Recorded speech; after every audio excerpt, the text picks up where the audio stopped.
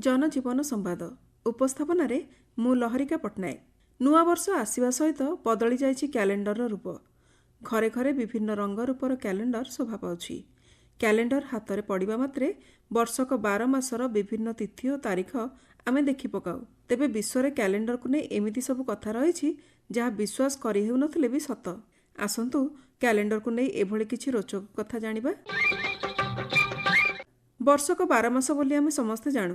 तेबे एपरी एक देश अछि जेउठी वर्षक 12 मास बदल में 13 मास होइथाए। एही देश विश्वर अन्यान्य देश तुलन में 7 वर्ष 3 मास पछुआ चली। देशर नाम होची इथियोपिया। यार राजधानी आदिस आबाबा। यह आफ्रिकार सर्वप्राचीन स्वाधीन देश तथा आर्मेनिया परे विश्वर द्वितीय प्राचीन ख्रीष्टियान धर्मावलंबी देश भाव परिचित। यह देश जूलियन कैलेंडर को अनुसरण करुवा बेले एठारे 12 बदल में 13 मास प्रचलित। प्रत्येक मासरे 30 दिन थिबा बेले आउ गोटे मासरे मात्र 5 दिन रही।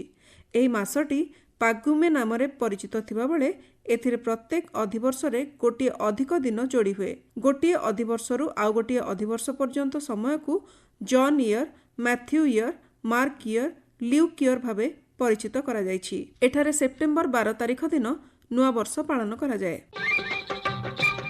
तुर्की रे वैज्ञानिक माने 13,000 वर्ष पुराना एक क्यालेंडर संधान पाइछंती। पत्थरर एक विशाल खंबरे ए क्यालेंडर खोदेई करा होईछि। यह विश्वर सबुठारु पुराना सूर्य एवं चंद्र गणनार क्यालेंडर होई पारे बोली वैज्ञानिक माने कहउछंती।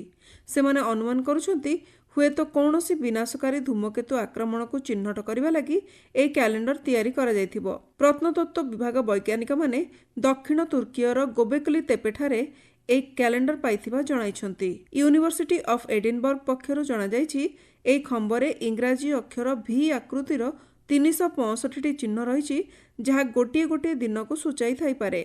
एथिरे 12टी चंद्रमास एवं अतिरिक्त 11 दिन रही। यह प्राय ख्रीष्टपूर्व 10,850 पाखापाखि करा जायथिबा अनुमान करा जाउछि।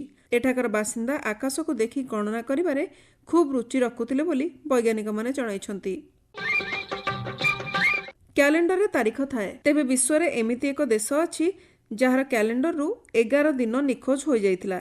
माने लोके राति रे सोई पड़िले एवं सकाळ उठिबा बेलकु तारीख 11 दिन आगुआ हो सारिथिला। 1752 मसीह सेप्टेम्बर 3 रु 13 तारीख मध्य सेठारे कौनसी घटना घटी नथिला। कारण लोके सेप्टेम्बर 2 तारीख राति रे सोइले एवं सकाळ उठिबा बेलकु सेप्टेम्बर 14 तारीख हो जाइतिला। असल रे एमिति कथा ब्रिटेन इतिहास रे घटिथिला। पूर्वरु ब्रिटेन रे जूलियन कैलेंडर व्यवहार होतिबा बेले अधिकांश पड़ोसी देश एठारु अधिक सठिक थिबा ग्रेगोरियन कैलेंडर व्यवहार आरंभ कर सारिथिले। तेणु ब्रिटेन 11 दिनर क्षति सहिबा सहित ग्रेगोरियन कैलेंडर व्यवहार आरंभ कला। ब्रिटेन संसद एथिपाई प्रणयन करथिबा आईन कैलेंडर न्यू स्टाइल एक्ट 1750 नाम परिचित होइथिला।